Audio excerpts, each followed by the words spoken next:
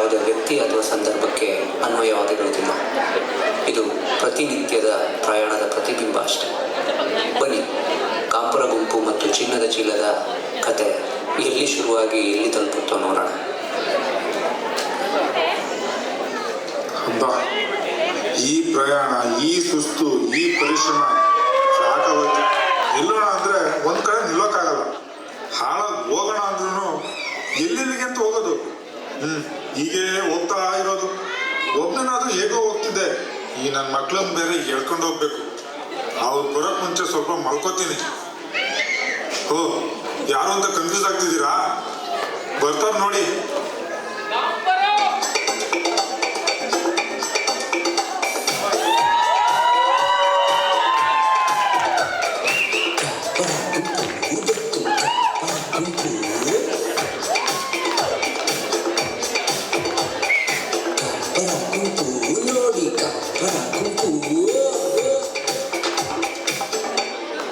ನಾವು ರಂಗ್ಬಿರಂಗಿ ಗುಂಪು. ಏನ್ ಹೇಳಿ? ರಂಗ್ಬಿರಂಗಿ ಗುಂಪು. ನಾಟಕ ಸಾಕು, ಯಾರು ಅಂತ ಬೇಗ ಹೇಳ. ಓ, ನಾವು ಯಾವುದು ನಾಟಕ ಮಾಡ್ತಿರೋದು ನನಗೆ ಗೊತ್ತಿರಲಿಲ್ಲ, ಕ್ಷಮಿಸಿ. ಅಯ್ಯೋ, ಕೆಂಪ ಬೇರೆ ಕೋಪಿಸ್ಕೊಂಡ. ಇವನ್ ಬೇರೆ ಕ್ಷಮಿಸಿ ಅಂತೆಲ್ಲ ಹೇಳ್ತಿದ್ದಾನೆ. ದೇವ್ರೆ, ಏನ್ ಮಾಡೋದಪ್ಪ? ನಾನು ಏನ್ ಹೇಳ್ತೀನಿ ಅಂದ್ರೆ, ಮುಚ್ಚರಪ್ಪ ಸಾಕು. ಏನ್ ಒಳ್ಳೆ ಲಬಲಬೋ ಅಂತ ಬಾಯ್ ಪಡ್ಕೋತೀರಾ? ಸುಮ್ಮನೆ ನಂದು ನಿಮಿಷ ಲಾಸ್ ಆಗೋಯ್ತು. ಓ, ಇವರೆಲ್ಲ ಯಾರು ಅನ್ನೋದು ತಿಳ್ಕೊಬೇಕಾ? ಅವರವರ ಬಾಯಲ್ಲೇ ಕೇಳಿ. ನಾನು ಹಂಪ. ಕೆಂಪ. ನಾನು ನಿಂಪ. ನಾನು ಹಂಪ. ಹಂಪನ? ಅದ್ ನನ್ನ ಹೆಸರು. ಅಲ್ಲ ಸ್ವಾಮಿ, ಹಂಪ. ಆಕಾರಕ್ಕೂ ಹಕಾರಕ್ಕೂ ವ್ಯತ್ಯಾಸ ಗೊತ್ತಿಲ್ಲ? ಸ್ವಾಮಿ, ತಾವು ಪರಿಚಯ ಮಾಡ್ಕೋತೀರಾ ದಯವಿಟ್ಟು? ಬೇಗ. ಇವನೇ ಅವನು, ಸ್ವಲ್ಪ ತಡ್ಕೊಳ್ಳು. ನಾನು ಹೋಗ್ಲಿ ಬಿಡಿ, ನಾನೇ ಹೇಳ್ತೀನಿ. ಇವನು ಪಿಂಪ. ಮಾತಿಗಿಂತ ಮೌನನೇ ಜಾಸ್ತಿ. ನಾವೆಲ್ಲರೂ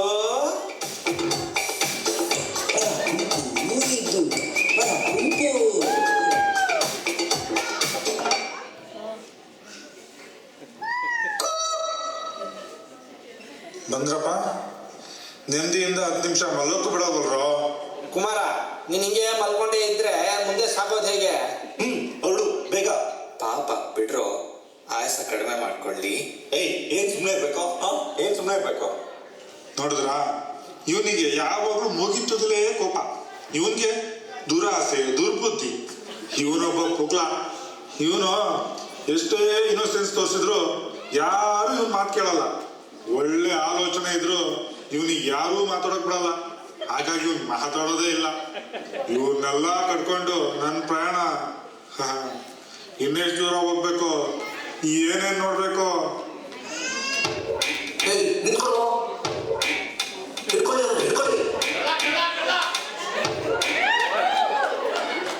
ಏನಿರ್ಬೋದು? ಬೇಗ ತೆಗಿ ನೋಡೋಣ. ಸಿಕ್ಕಿರೋ ಅವಕಾಶ ಬಿಡ್ಬೇಡ ಕುಮಾರ. ಏನಾದ್ರೂ ಚಿನ್ನ ಗಿನ್ನ ಇರಬಹುದೇನೋ. ಲೈಫ್ ಸೆಟ್ಲ್ ಆಗಿ ಹೋಗುತ್ತೆ. ಅಯ್ಯೋ, ಯಾರಾದ್ರೂ ನೋಡಿದ್ರೆ? ನಿನ್ನೆ ಕಳ್ಳ ಅನ್ಕೊಂಡ್ರೆ? ಅಥವಾ ಬಾಂಬ್ ಗಿಮ್ ಇದ್ರೆ? ಯಾವನಾದ್ರೂ ಬಾಂಬ್ನ ಕದೀತಾನೆ? ಯಾವುದಕ್ಕೂ ಪೊಲೀಸ್ಗೆ ಒಪ್ಸೋದು ಒಳ್ಳೇದೇನೋಪ್ಪ. ಒಮ್ಮೆ ಯೋಚಿಸಿ. ತಾವು ತೆಪ್ಪಗಿರೋದು ಒಳ್ಳೆಯದು. ಬೇಗ ತೆಗಿ. ಅಯ್ಯೋ ಬೇಡೋ, ನಂಗೆ ಯಾಕೋ ಭಯ ಆಗ್ತಿದೆ. Kumara, life settle. ಜಾಸ್ತಿ ಯೋಚಿಸ್ಬೇಡ. ಪೊಲೀಸ್ಗೆ ಒಪ್ಸೋಣ ಕಣೋ. ಒಮ್ಮೆ ನನ್ನ ಮಾತು ಕೇಳು. ಹೌದು ಕುಮಾರ. ಬೇಗ ತೆಗಿ. ಅವ್ರನ್ನೇನ್ ಕೇಳೋದು? ಬೇಡವೇನೋ ಅನ್ಸುತ್ತೆ. Life settle. ಬೇಗ. ಅಯ್ಯೋ ಭಯ. ಪೊಲೀಸ್ ಒಂದ್ಸಲ. ಮುಚ್ಚರಪ್ಪ, ಎಲ್ಲ ಸಾಕು. ಕುಮಾರ, ಇಷ್ಟು ವರ್ಷ ಇಷ್ಟು ಸೈಕಲ್ ಹೊಡ್ತಿದ್ಯಾ ಅಂತ ಒಮ್ಮೆ ನೆನೆಸ್ಕೊ. ಓದೋಕ್ಕೆ ದುಡ್ಡಿರ್ಲಿಲ್ಲ, ನೀನು ಓದ್ಲಿಲ್ಲ. ಅಪ್ಪನ ಕಾಯಿಲೆಗೆ ಅಂತ ಇರೋ ಜಮೀನ್ ಮಾರ್ಬೇಕಾದ್ ಬಂತು. ಅಲ್ಲಿ ಇಲ್ಲಿ ಕೆಲಸ ಮಾಡ್ಕೊಂಡಿದ್ಯಾ, ಸಂಪಾದನೆ ಸಾಕಾಗಲ್ಲ. 2 ಹೊತ್ತು ಊಟಕ್ಕೂ ಒದ್ದಾಡ್ತೀಯ. ಈಗ ಮನೇಲಿ ತಿನ್ನೋ ಹೊಟ್ಟೆಗಳು ಜಾಸ್ತಿ. ನಿನಗಿರೋ ಕಷ್ಟಗಳನ್ನೆಲ್ಲ ಪರಿಹಾರ ಮಾಡ್ಕೊಳ್ಳೋಕೆ ದಾರಿ ಕಾಣ್ತಾ ಇದೆ. ಹೀಗೆ ಯೋಚನೆ ಮಾಡ್ತಾ ಇದ್ರೆ ಬಂದಿರೋ ಲಾಭ ಕಳ್ಕೊಂಡು ಲಬಲಬೋ ಅಂತ ಕೂತ್ಕೋತೀಯ. ಆಮೇಲೆ ನೋಡು ಕುಮಾರ, ಹಂಪ ಹೇಳ್ತಿರೋದು ಸರಿ ಇದೆ. ಸುಮ್ಮನೆ ಹೀಗೆ ಕನ್ಫ್ಯೂಸ್ ಮಾಡಬೇಡಿ ನನ್ನ. ಆದ್ರೂ ಒಂದ್ಸಲ ಸುಮ್ಮನೆ ಕೂತ್ಕೊಂಡ್ರು ನೀವು.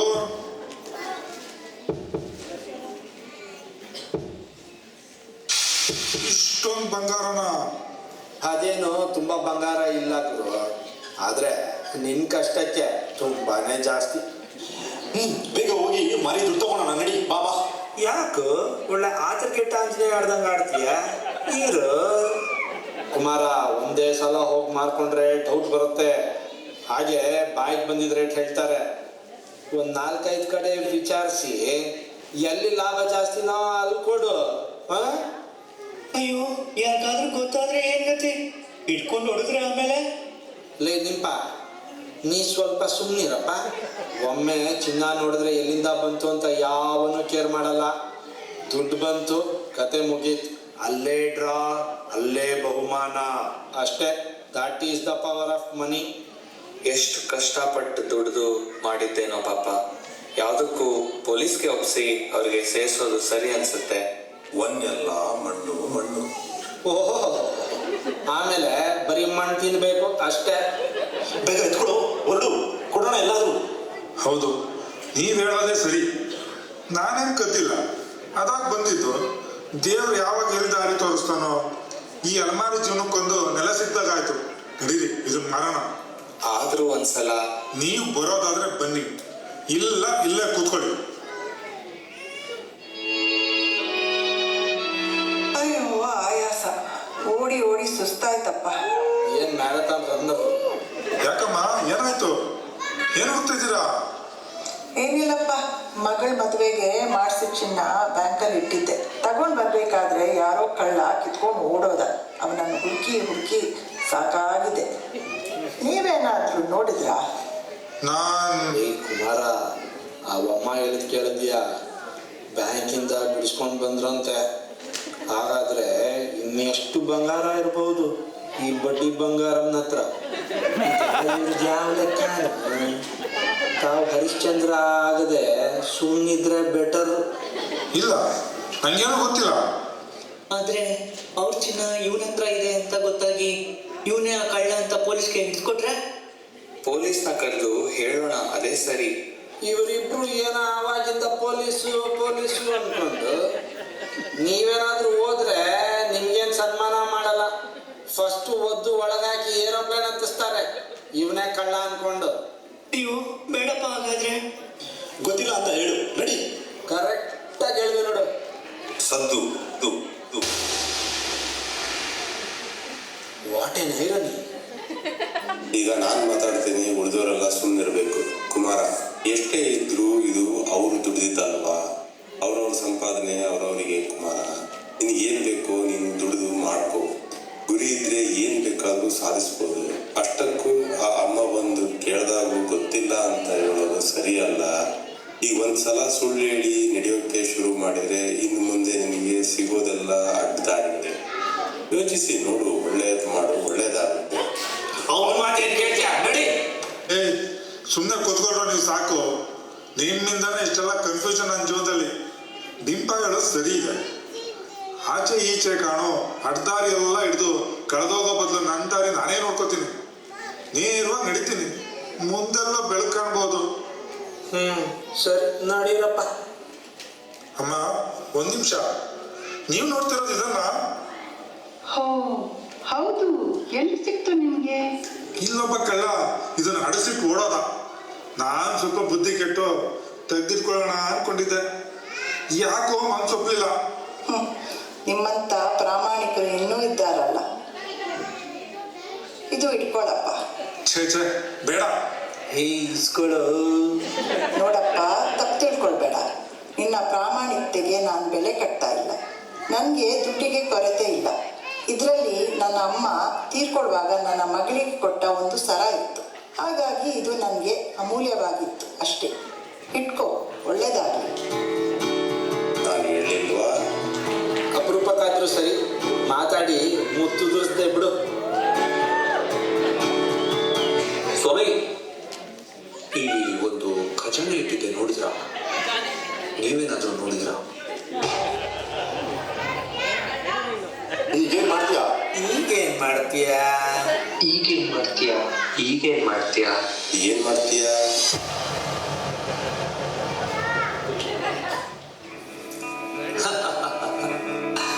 ಕುಮಾರ, ಈ ಯಾವ ಗಾಂಪನ ಮಾತನ್ನು ಕೇಳ್ಬೋದು.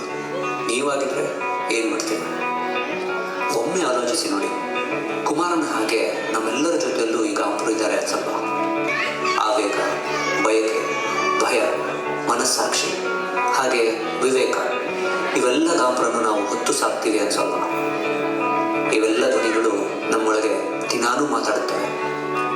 ಕೆಲವೊಮ್ಮೆ ಸಲಹೆ ಕೊಡ್ತಾ, ಕೆಲವೊಮ್ಮೆ ನಮ್ಮನ್ನೇ ನಡೆಸುತ್ತಾ, ಹಾಗೆ ಎಷ್ಟೋ ಬಾರಿ ನಮ್ಮನ್ನು ನಮ್ಮಿಂದಾನೆ ದೂರ ಮಾಡ್ತಾ ಇರ್ತಾರೆ. ಇವರಿಲ್ಲದೆ ಜೀವನ ಸಾಗಲ್ಲ. ಹಾಗಂತ ಈ ಎಲ್ಲ ಕಡೆ ಇವರನ್ನು ಹೊತ್ತು ಸುಸ್ತಾಗೋಕ್ಕೂ ಆಗಲ್ಲ. ಜೀವನದ ಜಾಣ್ಮೆ ಇರೋದು ಯಾವ ಧ್ವನಿನ ಯಾವ ಕ್ಷಣದಲ್ಲಿ ಕೇಳಬೇಕು, ಯಾರನ್ನ ನಿಯಂತ್ರಣದಲ್ಲಿ ಇಟ್ಕೊಳ್ಬೇಕು, ಹಾಗೆ ಯಾರನ್ನ ಅನುಸರಿಸಬೇಕು ಅನ್ನೋದ್ರಲ್ಲಿ. ಚಿನ್ನ ಸಿಕ್ಕಿದ್ದು ಅದೃಷ್ಟಕ್ಕಲ್ಲ, ಇದು ನಿಷ್ಠೆಗೆ ಬಂದ ಪರೀಕ್ಷೆ. ಪ್ರಯಾಣ ಸಾಗಲೇಬೇಕು, ಆದರೆ ದಿಕ್ಕು ನಮ್ಮ ಹಿಡಿತದಲ್ಲಿರಲಿ ಅಷ್ಟೇ. ಎನಿವೇಸ್, ಇಂಪು ತಂಪುಗಳ ಸೊಂಪಾದ ಜೀವನದಲ್ಲಿ ಇರಬೇಕು ಅನ್ಸಲ್ವಾ ಇಂಥದ್ದೊಂದು